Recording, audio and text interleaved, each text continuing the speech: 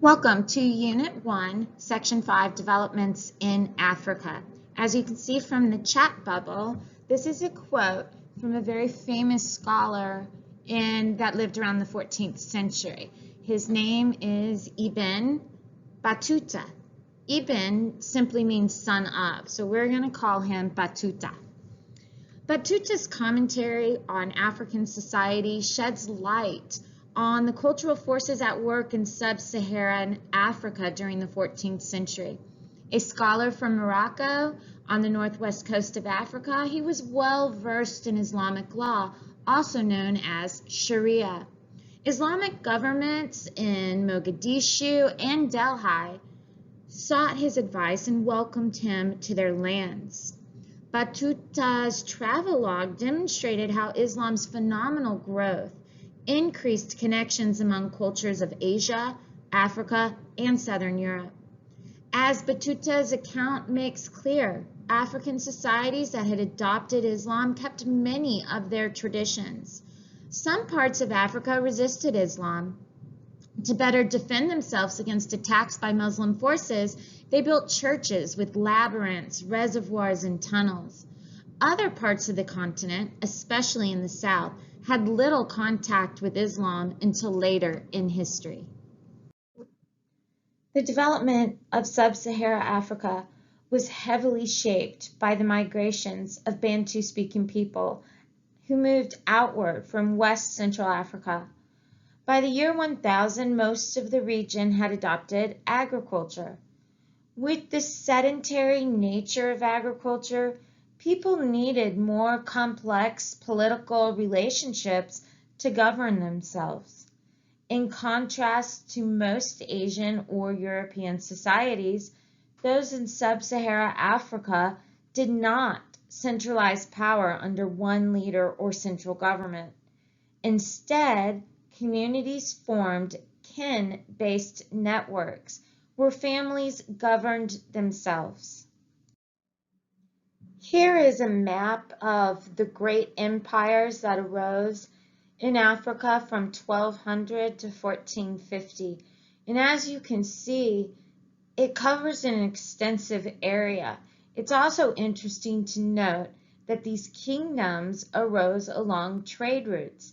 So if you look over to your right, you'll see the Red Sea, is that weird shaped sea. And right there you see the kingdoms that are going to rise up and control that trade between Southwest Asia and the rest of Africa. And then you have, if you look over to your left, or the west, I had to sit there and go northeast, southwest, I'm so funny. Okay, if you look over to the west, you'll see lots of empires. And you'll wonder, well, what kind of trade route is that? Well, this is an area that had tons of salt and gold, the two most important resources in the ancient world. And to get that salt and gold to the market, they had to go along the Sahara Desert to the ports along in modern day Ethiopia, Eritrea, Somalia, and that way they could get it to market. Then lastly, you see a very large kingdom in the south. Again, they were a predominant place within the Indian Ocean trade. So as I said before, political structures developed these kin-based networks where families governed themselves. A male head of the network, called a chief, mediated conflicts. He also dealt with neighboring tribes. Groups of villages became districts, and a group of chiefs decided among themselves how to solve the district's problems. As populations grew, these networks became more difficult to govern.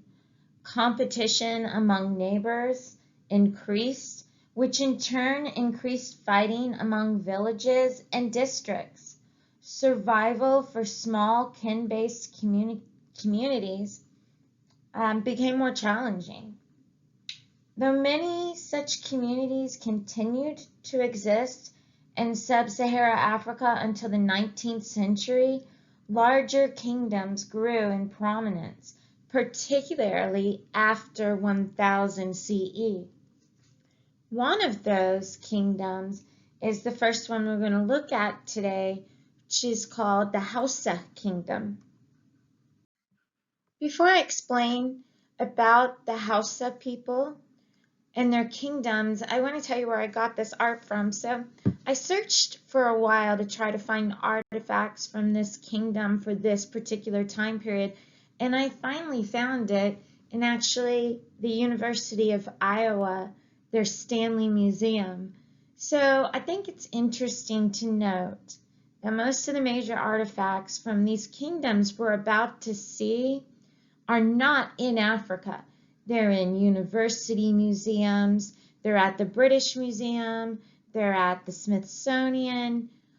These artifacts, whether or not they should be returned to their country of origin, remains a very strong debate, and I actively encourage you to participate in that debate and come up with a side.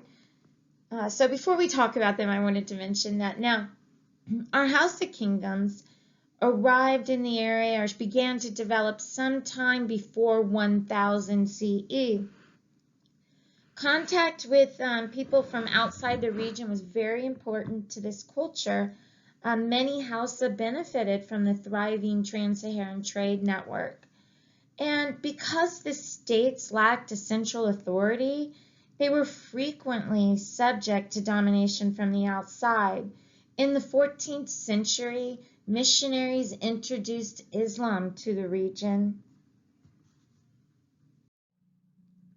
Kingdoms on both the western and eastern sides of Africa benefited from increased trade.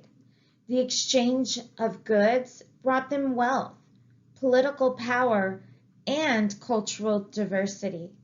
The spread of Islam added to the religious diversity of the continent, where animism and Christianity were already practiced.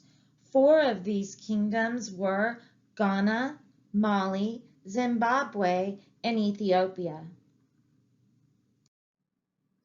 So located between the Sahara Desert and the tropical rainforest of the West African coast, the Kingdom of Ghana was not in the same location as the modern nation of Ghana.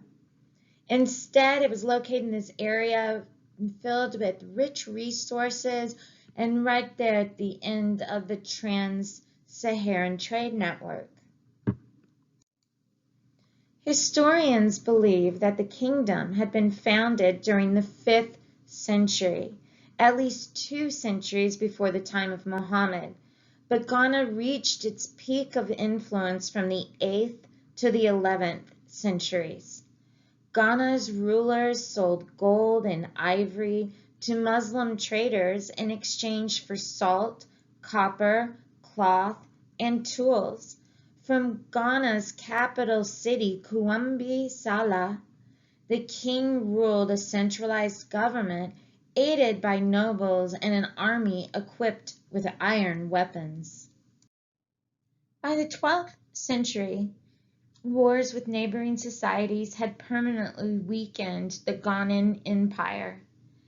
In its place arose several new trading societies, the most powerful of which was Mali.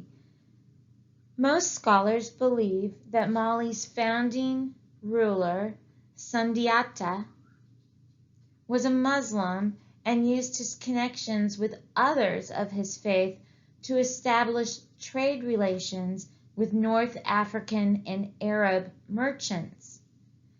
Sundiata cultivated a thriving gold trade in Mali. Under his steady leadership, Mali's wealth grew tremendously. His nephew, Mansa Musa, made a pilgrimage to Mecca, where his lavish displays of gold left a lasting impression. So this lesson and story involves one of the wealthiest men in world history, and his name was Mansa Musa. Mansa Musa was the 10th ruler of his house.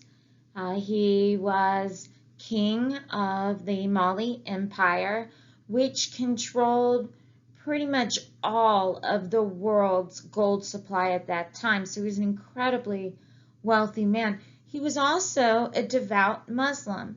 He thought that by adopting Islam, he was bringing the cultured religion of the Eastern Mediterranean to West Africa.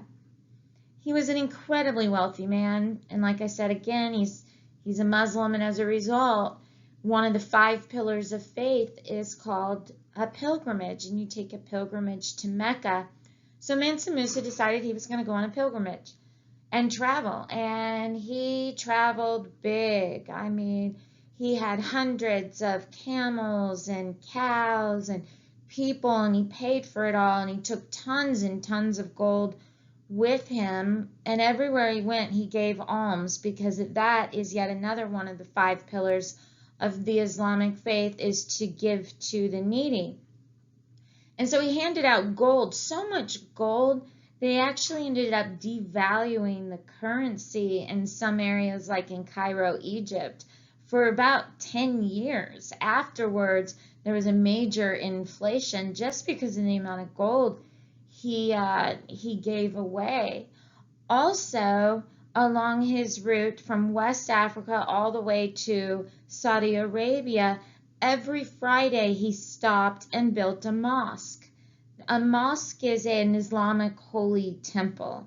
So he was incredibly wealthy. Some historians debate, did he do this in order because he was a great man, he was a faithful Muslim, or did he do this to kind of leave an imprint of how important the Mali Empire was on the rest of the trade route? Because he pretty much followed the Saharan trade route and then across into where Mecca is. So, there is this debate, but man, this man was incredibly wealthy, so wealthy that mythology arises about this mythical kingdom of wealth. Not mythical, I mean this real kingdom of wealth. It's probably one of the long-term causes of imperialism into Africa. I mean, Europeans here, like, oh, gold, oh. And we already know that Western civilization had a thing for taking over places that had gold. So certainly this could be one of those long-term reasons. But in the end, one of the wealthiest men in all of world history was a West African king. In East Africa, the architecture demonstrated the growing wealth of one kingdom. Though most houses had traditionally been constructed from wood, by the 9th century, chiefs had begun to construct their Zimbabwes, the Bantu word for dwellings, with stone. This word became the name of one of the most powerful of all of the East African kingdoms between the 12th and 15th centuries, Zimbabwe. It was situated between the Zambezi and the Limpopo, I'm sorry, that was so immature, rivers in modern-day Zimbabwe and Mozambique. Zimbabwe built its prosperity on a mixture of agriculture, grazing, trade, and above all, gold.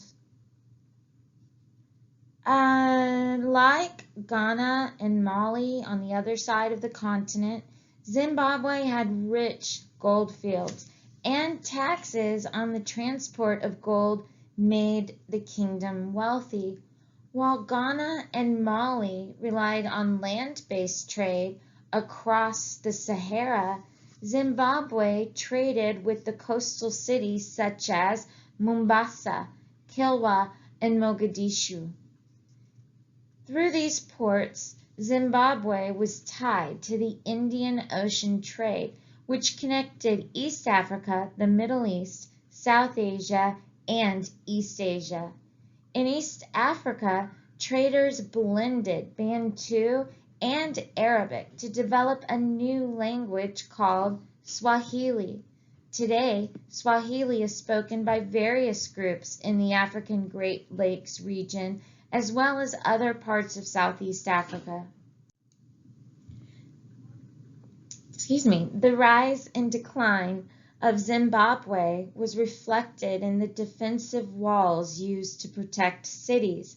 By the end of the 13th century, a massive wall of stone, 30 feet tall by 15 feet thick, surrounded the capital city, which became known as the Great Zimbabwe. The stone wall was the first large one on the continent that people built without mortar. Inside the wall, most of the royal city's buildings were made of stone. In the late 15th century, nearly 20,000 people resided within the Great Zimbabwe. However, overgrazing so damaged the surrounding environment that residents of the bustling capital city abandoned it by the end of the 1400s. The wall still stands in the modern country of Zimbabwe. Christianity had spread from its origins along the east coast of the Mediterranean Sea, south into Egypt and beyond. In what is today Ethiopia, the kingdom of Aksum developed. It prospered by trading goods obtained from India, Arabia, the Roman Empire, and the interior of Africa. Beginning in the 7th century, the spread of Islam made the region more diversely religious. In the 12th century, a new Christian-led kingdom in Ethiopia emerged. Its rulers, like those of other countries, expressed their power through architecture. They ordered the creation of 11 massive churches made entirely of rock. Carved rock structures had been a feature of Ethiopian religious architecture since the 2nd millennium BCE. From the 12th through the 16th centuries, Ethiopia was an island of Christianity on the continent of Africa.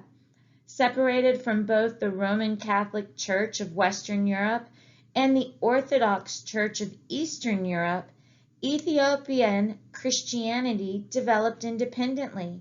People combined their traditional faith traditions, such as ancestor veneration and beliefs in spirits, with Christianity to create a distinct form of faith. And by the way, you might want to go ahead and do a little bit of further research and look at the claim that the Ark of the Covenant is actually in Ethiopia. If you don't know what the Ark of the Covenant is, then you need to quickly watch all 3 Indiana Jones movies, but the first one will do. In sub-Saharan Africa, strong central governments ruling over large territories were uncommon. Instead, sub-Saharan African small communities were organized around several structures like kinship, age, and gender. Kinship connections allowed people to identify first as members of a clan or family. Age was another significant social marker. An 18-year-old could do more hard labor than a 60-year-old, but younger people often relied on the advice of their elders. Thus, communities divided work according to age, creating age grades or age sets. Finally, gender had an influential role in the social organization. Men dominated most activities that required a specialized skill. For example, leather tanners and blacksmiths were typically men. Women, on the other hand, generally engaged in agriculture and food gathering. They also took the primary responsibilities for carrying out domestic chores and raising their family's children. Slavery had a long history in Africa.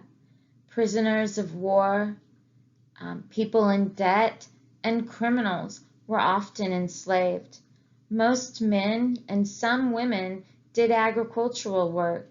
Most women and some men served in households.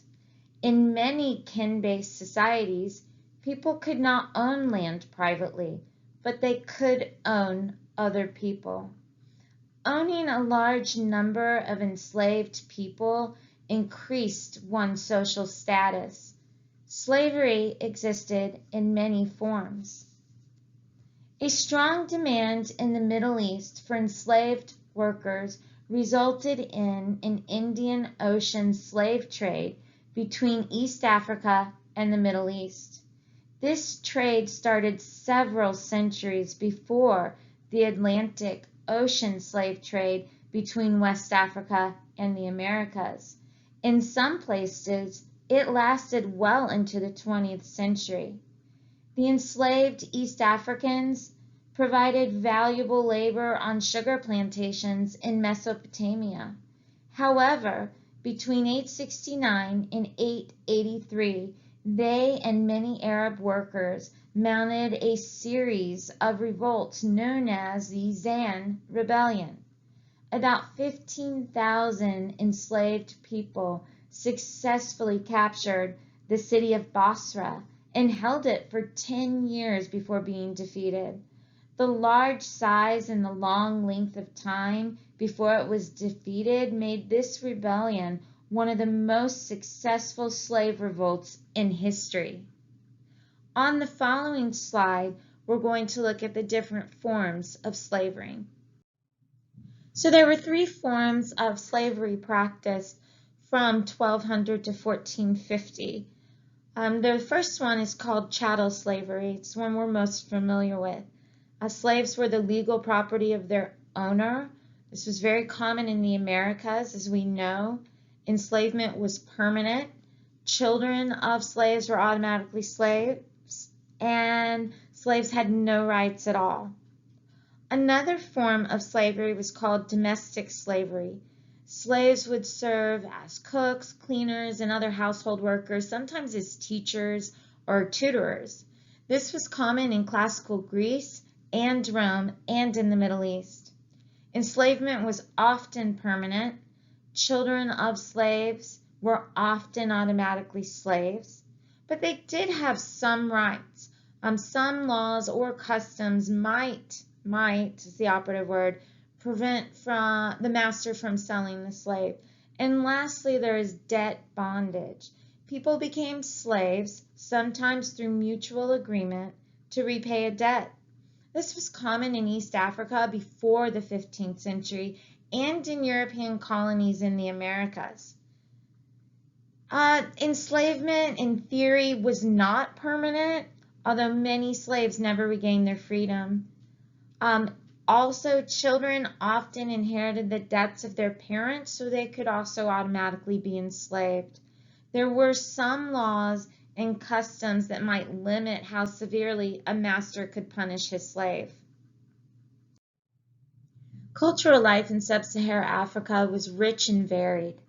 Playing music, creating visual arts, and telling stories were and continue to be important aspects of culture everywhere because they provide enjoyment and mark rituals such as weddings and funerals. In Africa, these activities carried additional significance because traditional African religions include ancestor worship. So song lyrics provided a means of communicating with the spirit world. African music usually had a distinctive rhythmic pattern, and vocals were interspersed with percussion elements such as hand claps, bells, pots, or gourds. Visual arts also commonly served a religious purpose. For example, metalworkers created busts of past rulers so that sorry, there's always a blooper, but I'm not restarting. I'm going. Okay. For example, metalworkers created busts of past rulers so that the ruling family could look to them for guidance. Artists in Benin, West Africa, were famous for their intricate sculptures in iron and in bronze.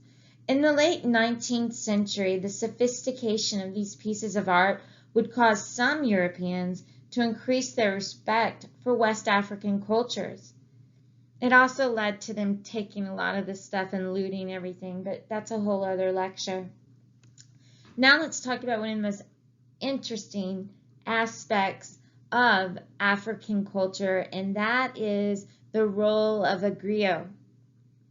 A griot is a storyteller. Literature, as it existed in sub-Sahara Africa, was oral. So as a result, griots were the tellers of history for a community. Griots possessed encyclopedic knowledge of family trees and the lives and the deeds of great leaders. In general, griots were also adept at music, singing their stories and accompanying themselves on instruments such as the drums and a 12-string harp called the kora. The griots were both venerated and feared, as they held both the power of language and of story. So basically, they knew where the bones were buried. People said that a griot could sing your success or sing your downfall. By telling and retelling their stories and histories, the griots preserved a people's history and passed that history on from generation to generation. Kings often sought their counsel regarding political matters. When a griot died, it was as though a library had been burned. Just as men served as griots, women served as grioettes. They would sing at special occasions, such as before a wedding. For example, the griot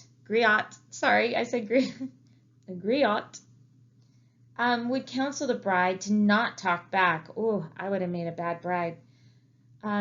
If her mother, oh, too personal. Okay, for example, the griot would counsel the bride to not talk back if her mother-in-law abused her, or reassure the bride that if things got too bad, she could return home. Griots provided women with a sense of empowerment in a patriarchal society. So to sum up this section, let's talk for a little bit about the historical concept of continuity. One of the historical concepts historians use to understand the past is continuity. Looking through the lens of continuity, historians can identify and explain or make logically understandable developments and processes that show endurance or continuation over time and space. For example, the influence of Islam has had an enduring effect on politics, economics, and culture within African societies. As for, in evidence of that, for more than 700 years, trans-Saharan trade brought considerable wealth to societies of West Africa, particularly the kingdoms of Ghana and Mali. Mansa Musa deepened Mali's connection to Islam after his 1324 pilgrimage to Mecca.